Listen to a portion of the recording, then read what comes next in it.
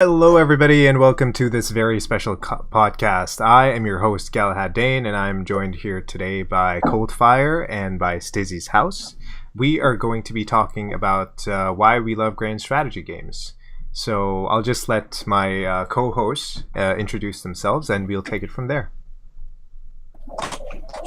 Hey, what is up, gang? How's everybody doing? It's Stizzy. You guys might know me from Stizzy's House. The 10 of you guys that watch, thank you. Yeah. Alrighty. I'm Coldfire. I don't do anything. He's just along for the ride. Fantastic. So let's talk about how we started playing CK2 in the first place and why we love grand strategy games. I guess I'll start. I started because it was actually like part of a deal with Magical Wizard Wars. They were giving it away for free if you paid money on another thing for a free game. So, but it was just cheaper than buying the game on its own. So I don't know. Just watched a lot of YouTube videos. Got into it. Mm-hmm. Very cool, very cool. And what about you, Stizzy? It's just because of Steam, honestly. Like, I was looking for a new gaming outlet, and Steam looked pretty cool. I played a lot of Civ when I was growing up. That's the bougie way for saving civilization. And honestly, I just said, hey, why not? It seems like a lot of people dig this. The concept seemed pretty cool. But it was, yeah, and that's how I got into CK2. Very cool. Awesome. So I have a couple of points here that I wrote down why we all did. I don't know why I'm secluding myself, but anyway, the reason why I got into CK2 is basically is actually quite a weird story. I was actually watching a documentary about Dan Jones. He was like talking about like Great British castles, and he was talking basically about like how they were built and like the history behind them. And he was like going around England and talking about each castle. And like on the very bottom corner, I saw a YouTuber playing CK2. I mean, I knew CK2 existed before that. I'd heard about it, but I never looked into it. So I was like, oh, I love medieval stuff, so why not? I just clicked on it from there, and then ended up joining his community, buying the game, and I believe his name's Vuju. And Vuju. Yeah, Vuju. Yeah, Coldfire knows him, and yeah, he does a lot of stuff. So anyway, I guess Coldfire, you go first on the points that you wrote down. Like, why do we love grand strategy games? Okay, yeah. The main reason why I like it is just because of the multiplayer.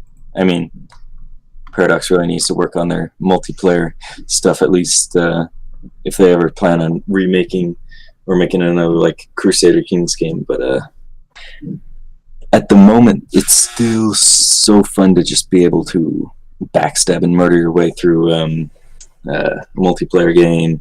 The amount of options that it gives you to sort of play your own way and choose your own options, like, because there's no like set objectives, you can just play however you want. Like, I was playing a game with Vujovic, the when I sort of got Galahad in, and like I was playing as Tuscany, and my goal was sort of just to build a very strong power base in Italy and just put my dynasty on other thrones. Fujo was playing in Barcelona as a custom character, Chu, and he just converted so many random people and ended up like he got like the Byzantine Empire to be Jewish.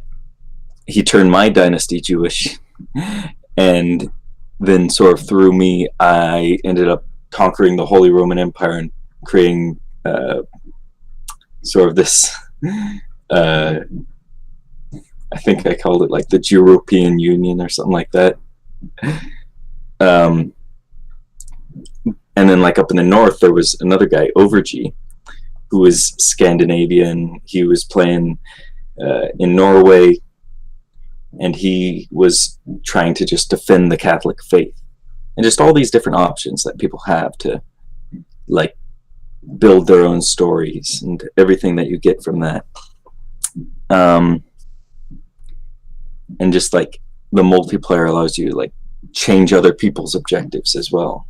And I think that's the main reason why I keep coming back to the game. Yeah, so yeah, I guess I'll pass it off to someone else. Awesome, valid points. And I actually like that. I actually like that the multiplayer in this game is real time, like you mentioned, and like people have created a whole community around this game, and it's very different from other strategy games or other I would say games in general, because multiplayer is usually like very fast paced and stuff, where you mentioned like the plotting stuff. In other multiplayer games, kind of like say for example, if you take games like Overwatch, or not even necessarily Overwatch, games like Mountain Blade or something, you've got like certain set objectives and stuff, and in this game you can do a lot of great things, putting your dynasty on the throne like you mentioned, and a lot of cool stuff. Yeah, I agree.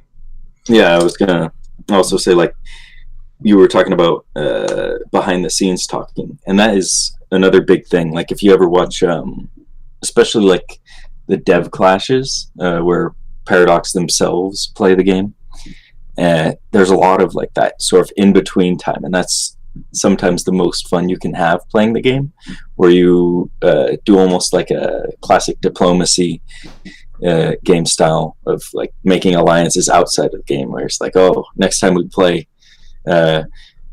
support my kingdom, support the Jews versus support the Catholics, and that really was a big thing that happened in the Discords. Right. So, yeah.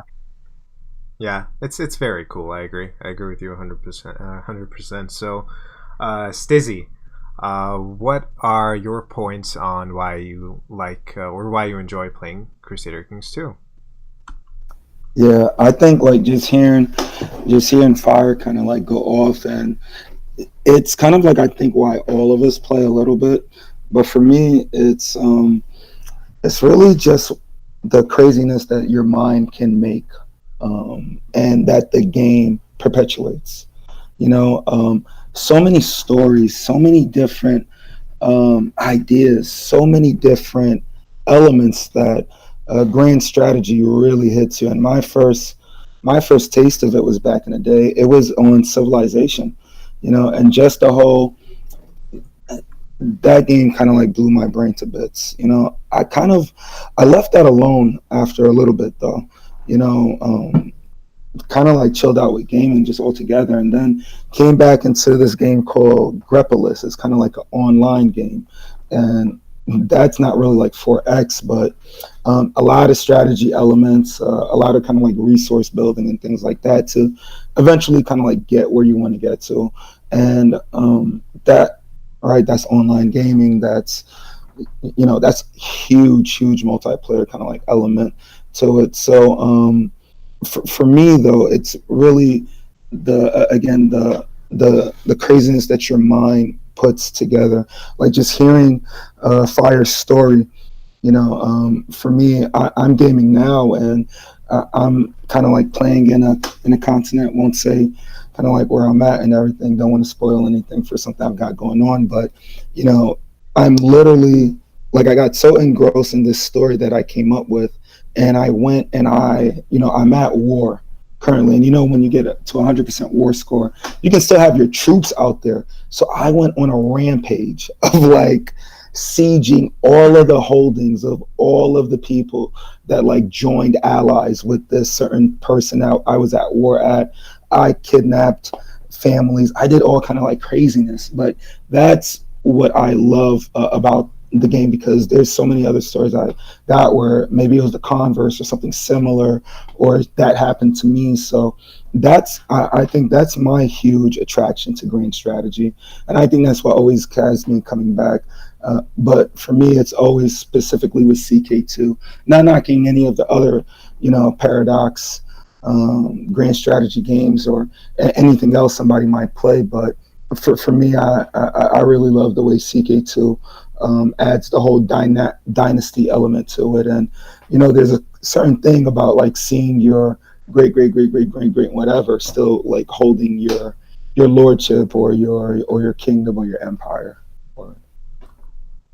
Yeah, it definitely sucks you in, doesn't it? Like, specifically, me being a medieval history guy, although, like, I mean, I'm an amateur historian. I would like to say I'm not like a huge historian, whatever, but like parts of history, like I take from like this part of the world, that part of the world, like from the east, from the west, from Asia, and it definitely gives you that feeling. You're present in this world. They're actual people. Like it's.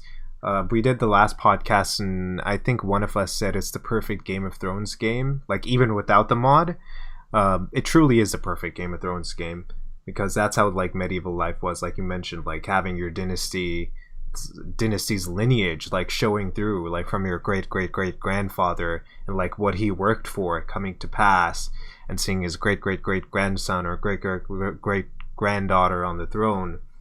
That it gives you a very cool feeling. Absolutely. Word. And and then they throw something out there like cadet houses, right?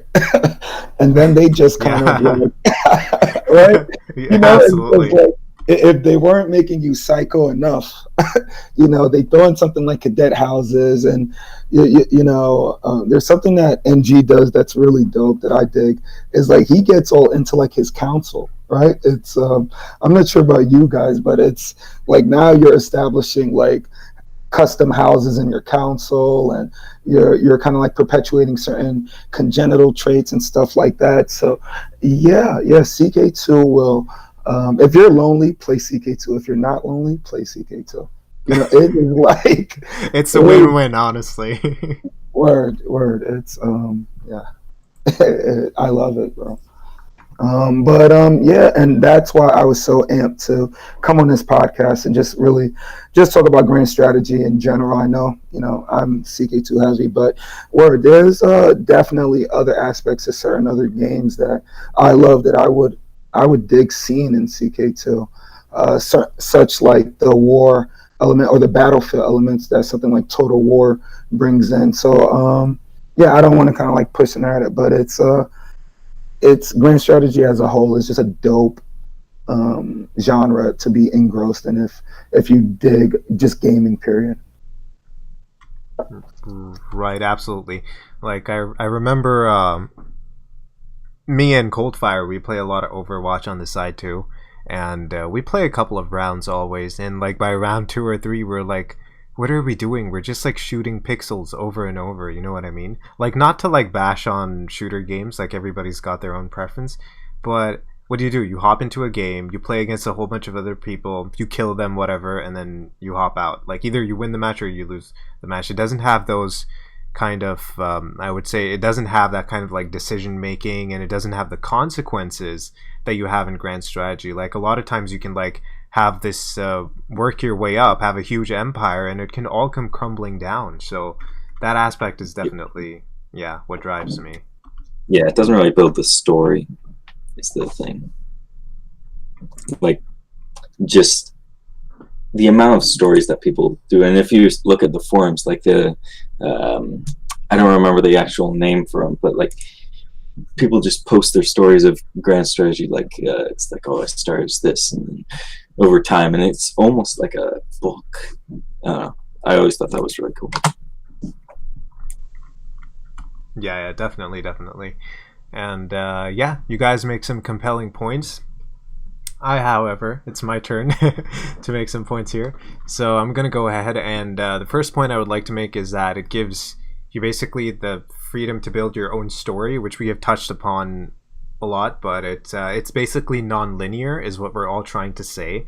Like, for example, if you take any other game, like say a third-person game, or like a game, say for example, let's talk about The Witcher. Fantastic game, but at the end of the day, it has a linear story. Like, you have to follow the main campaign. You have a whole bunch of side quests too, but you're confined in that space. And like in this game, you can create your own story. You are the master of your own destiny in this game. You can do whatever you want. You can throw your what do you call it, your rival lord into like the oubliette. You can like kill a whole bunch of people. It's like very cloak and dagger.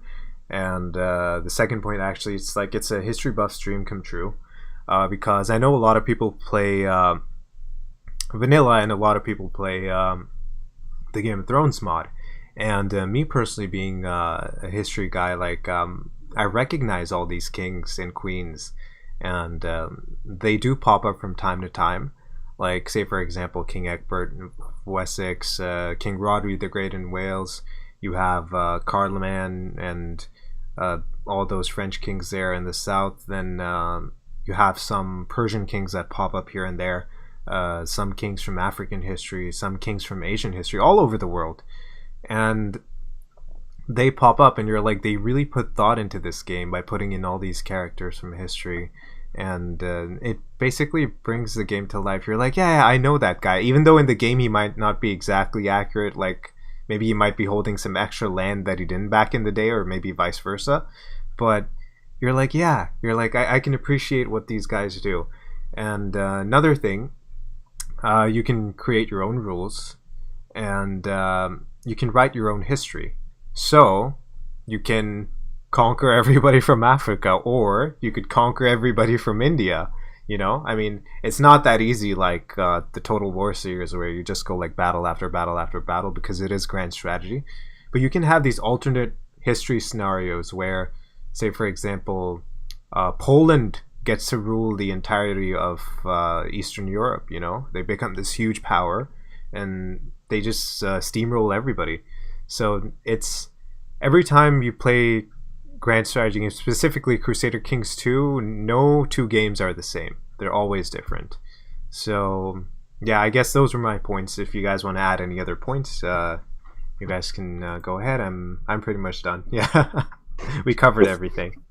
Yeah, I want to say though, with all the desync, sometimes even when you're playing multiplayer, no two games are the same.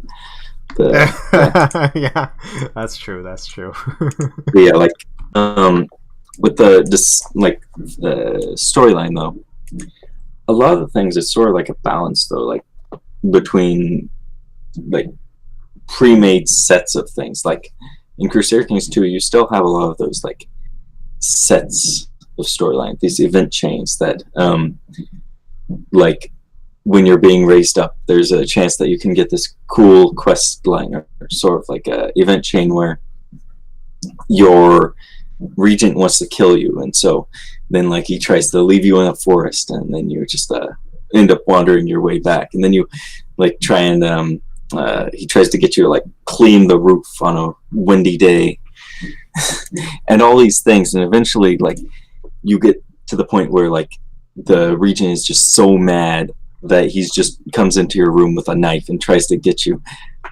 but like you can have a chance to evade him and call the guards and everything. And so like those sort of pre-made stories, those always sort of balance it out between like a completely open-ended make your own story type game, like I don't know, like Minecraft or something, or Mountain Blade, right? So just want to say that as well. Right, yeah, I agree with you on that part. And anything you want to add, Stizzy, before we close off the podcast? No, I think you guys really kind of like knocked it out, man. It was dope being here. And if you haven't played a grand strategy game, watch a YouTube series. I really think like that helps a lot in terms of learning how, because the tutorials are dope, but it really doesn't go into like all of the mechanics. And that's one thing. If you're trying to get used to the word mechanics, you're going to have to kind of like figure those out for you to progress the game along. But once you get, I'd say, a 60% handle on it, where you're going to love the hell out of it. Word. Also, just going to put out there, if you are interested in playing the game, like join a Discord or something like that. Like, I don't know if it's like how we put this in the comments or whatever, but like, I mean, if you could find me on Discord, I'd definitely play with you. You know? Yeah, I mean, they can add us on our server, right? We have a server right now. Right now, it's a content creator server, but absolutely, if they want to play with us, we're always open. and we're always willing to play with our subscribers. That goes without saying. So yeah, I'll put the link actually to all our Discords in the description below, and our actual Discord server too. It's called Knights of the Round, I believe. So I'll put a link into that as well.